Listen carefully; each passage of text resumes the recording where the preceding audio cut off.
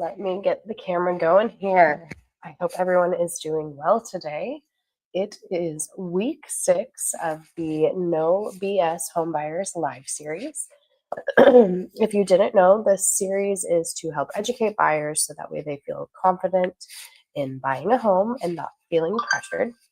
So every week we're going over a new topic and going over just like different steps along the way to buying a home. So if your goal is to buy a home this year in 2026, you can do that. So welcome. Last week we talked about buyer readiness, the 5 pillars, and where you're at in determining how ready you really are. And one of the biggest things that determines whether your experience feels smooth or stressful is this week's topic, and that is who is on your team.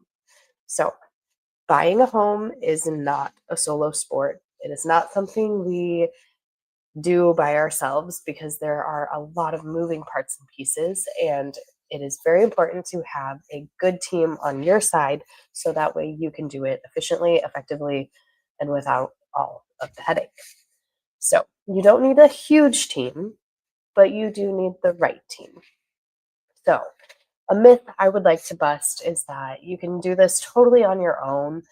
I don't get me wrong, you can, but I would absolutely not. A lot of people just start this process completely on their own. They start Googling, they start scrolling, they watch videos, they ask some friends.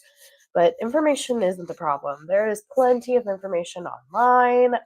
TikTok alone will give you 5,000 ideas of information. But the information will go nowhere if you have no coordination and if you don't know what the context is. So the goal isn't to know everything. The goal is to have a general understanding and then knowing who to lean on when you need them to get you to the next step. So you can know a lot of things, but you don't need to know everything. You just need to know the right people who can help you know what you need to know at that point in time. So let's talk about our home buying support squad. I personally think there's 5 pretty key roles that you want to fill when you're filling your home buying support squad.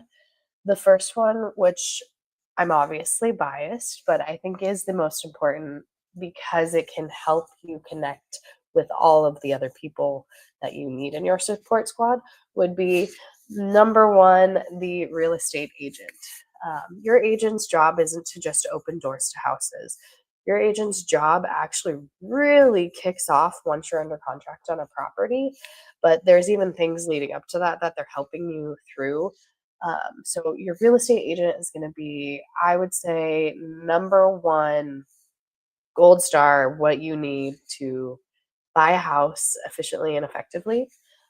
They help you understand the market. They help you evaluate homes, negotiate the price and terms and repairs and everything that goes on during a transaction. So they are the coordinators of getting you into the home, getting you under contract, and getting you to the closing table.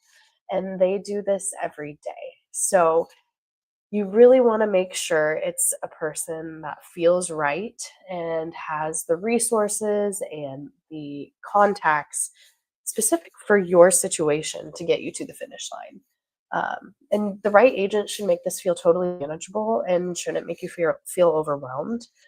They're going to be doing a ton of things behind the scenes that you are probably never going to have any idea about. And that's probably a good thing because there's a lot of things that could totally stress you out, especially if you don't know what's going on. So having the right agent that can manage these transactions is super, super important and number 1 on our home buying squad. Number 2 would be your lender. Your lender is not just there to help you get a loan. They're there to help you understand what's possible and not just like how much you're approved for. They help with a lot of other things, and again, a lot of it is behind the scenes, but they can help you find different loan options and loan programs that you may qualify for.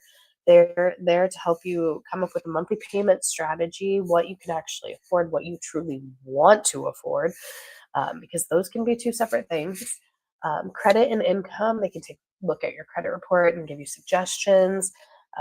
And then timing and preparation. They're going to look at your whole financial picture, and maybe there's something on there that says, like, hey, you can't buy for 2 years because of this. Well, at least they've looked at it and given you a timeline. Or maybe it's 2 months because you just need one more pay stub or two more pay stubs to qualify for financing. So a good lender is a partner with you to help you find and understand the money aspect of buying a house. Um, and one thing you should note about a lender is they should always be there to educate you and not to pressure you. If you're feeling pressured and like you don't know what's going on, that's a red flag. And you should really consider maybe finding a lender that can help explain things better. Um, Obviously, lenders and realtors, they work on commission. So, in most cases. So, in order for them to get paid, you have to buy, but that shouldn't be the only reason that they are working with you, if you know what I mean. Like, you should be very comfortable and you should feel like you can take your time because you should be able to. Those are very important roles that you need to be extremely confident in. So, number three on our support squad would be your insurance agent. And I know you're probably thinking, why does it really matter? I just have to insure the property. Well, insurance agents aren't just a box that you check off at the end. I highly, highly recommend you are getting insurance quotes during your due diligence period, or also known as your inspection period, because you may find out that the house that you want to buy has an exorbitant insurance rate and it is throwing all of the numbers that your lender presented off, because a lender will start with an estimate, and then when we get the actual numbers, they plug them in and then you get your real payment. So insurance is a huge deal, especially lately, and especially in the state that I'm from, Nebraska, where we are having troubles getting roofs insured because we have so many storms. Um, it is just really vital to have your insurance agent starting with you early. And if you don't have an agent or a lender, you lean on your number one person, your realtor, because they will have contacts that are doing this all the time and can help you find the people to protect you during the transaction. So, again, an insurance agent is number three. They can help you determine what kind of coverage you need, what's actually covered, how the home itself, like how it's built, and when the roof, how old the roof is, will determine how much your insurance is going to cost. So, the home itself will affect the cost, and how insurance impacts your monthly payment. That your insurance agent will always be able to help you along the way. And then they can also kind of give you some potential red flags to look for when you're buying a house. So loop the insurance agent in early, do it during your inspection period so you can prevent surprises and protect your budget later, because it is heartbreaking when people go to buy a house and then they find out insuring it is 3 times the price that they thought it was, and then they can't qualify anymore.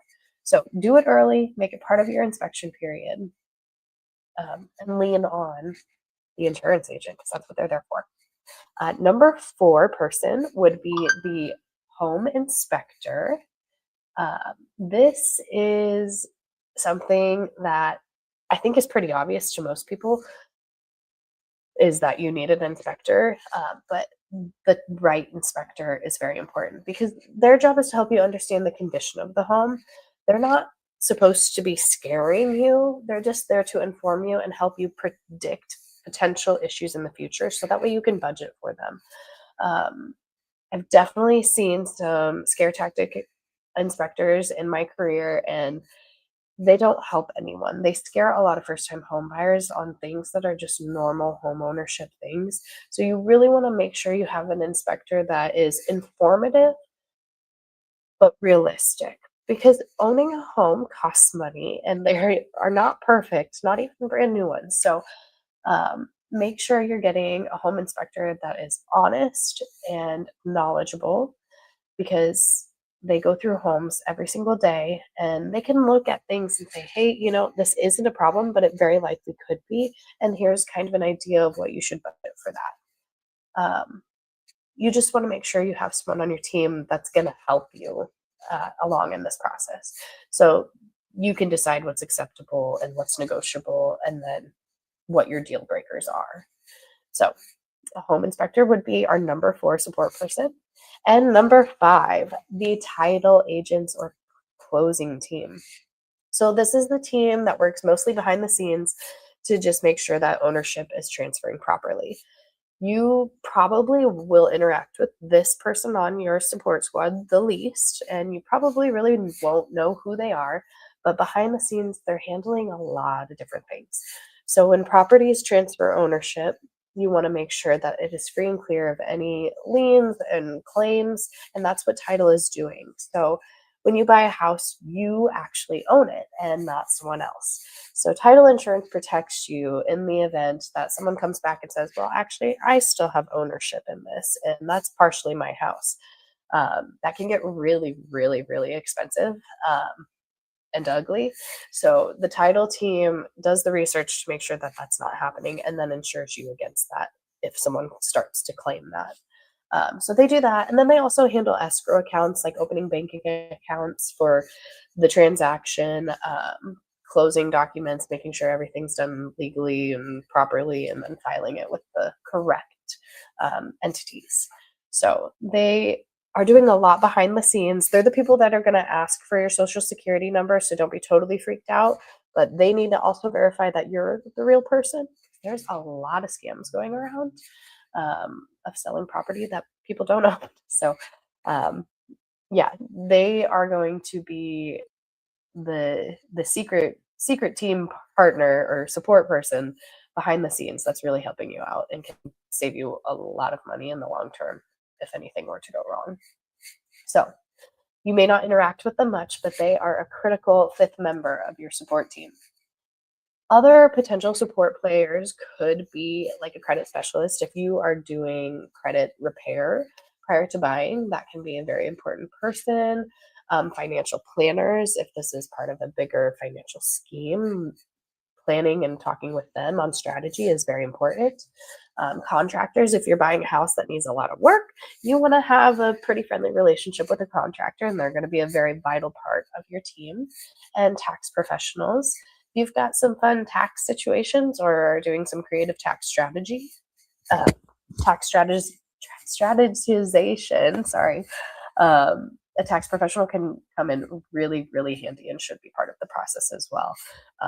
And some of these people will coexist and commingle. For example, the realtor is probably going to be talking to all of these people with you in terms of determining your strategy. I know I am always talking with lenders and inspectors and insurance agents just to make sure that we are all on the same page and everyone's getting to the finish line like we planned.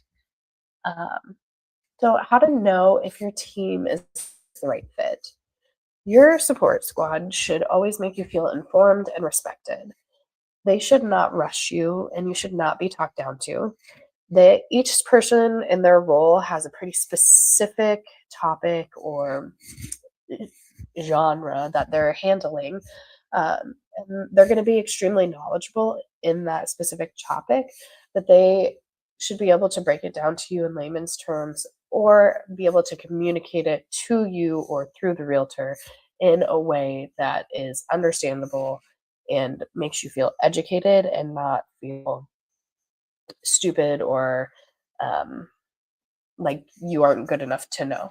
If you ever feel like you're being talked down to or you're being rushed into something, that is a huge red flag, and you should take a moment and understand either why they're trying to rush you or what exactly is going on, because that's not a normal feeling. You should feel confident throughout this process, and you should feel confident asking questions if you don't know, because you don't do this every day. Yes, I understand the people on your support team probably are doing this every day, but you don't. And it's very important that you are confident and calm throughout this process. And if you're not feeling that way, it may be time to look for someone else. Or it's definitely a red flag to be addressed. So now that we've talked about the 5 essential people and some support people that are important to your home buying squad, Let's talk about what you need to be doing this week to take action.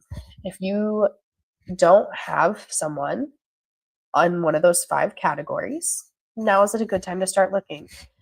Asking around friends for referrals of people that, they've had good luck with, or, just asking their experiences with different companies or people is can go a long way. If it comes to just picking one who you should choose and, make your number one priority this week, I highly recommend it be your realtor because, again, they can connect you with every single person that you need along the way because they are working with clients every day and these different support people in different capacities every single day. So they have a good handle on who can help you already. So if you're going to choose one person to be intentional and take an action step this week, it is to find a realtor. And if you want help doing that, I am a realtor matchmaker. So I would love to get on a call with you, kind of talk about what your goals are, and then I can connect you with a realtor that fits your needs. And that can be locally or that can be internationally, actually. But um, yes, so I would start with finding a realtor, and that will help you build the rest of your squad later. So if you have any questions, please let me know. Otherwise, next week, we are going to be talking about where your money really goes. We're going to look at tracking expenses and how to start saving to buy for a house. Just pretty basic stuff, but something that can give you an action step to take and start moving towards the actual goal of buying a house. So if there are no questions, I'm going to go ahead and wrap this up. And I hope you enjoyed the 5 support people for building your home buying squad. And I will see you next week. Bye-bye.